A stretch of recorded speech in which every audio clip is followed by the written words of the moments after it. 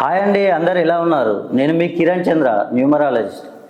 మీ పేరులో చివర థా అనే ఉచ్చారణ వస్తుందా?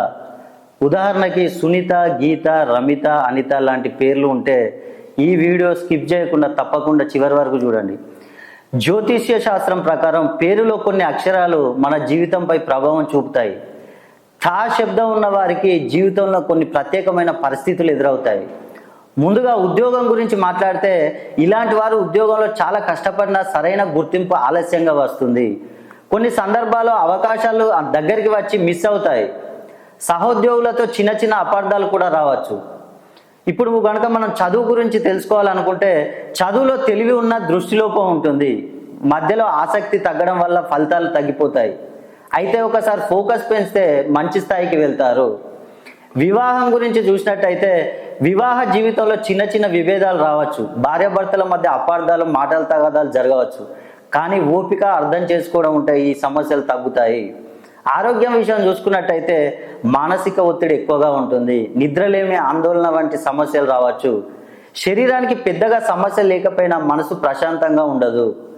విదేశీ యానం చూసుకుంటే, విదేశాలకు వెళ్ళే అవకాశాలు వస్తాయి, కానీ ఆలస్యంగా జరుగుతాయి లేదా మధ్యలో ఆటంకాలు వస్తాయి. నష్టాల గురించి తెలుసుకోవాలనుకుంటే, డబ్బు విషయంలో జాగ్రత్తగా లేకపోతే నష్టాలు కలగవచ్చు. ఎవరినైనా నమ్మి పెట్టుబడి పెడితే తిరిగి రాకపోవచ్చు.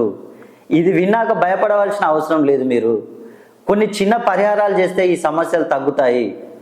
ప్రతి బుధవారం గణపతిని పూజించండి.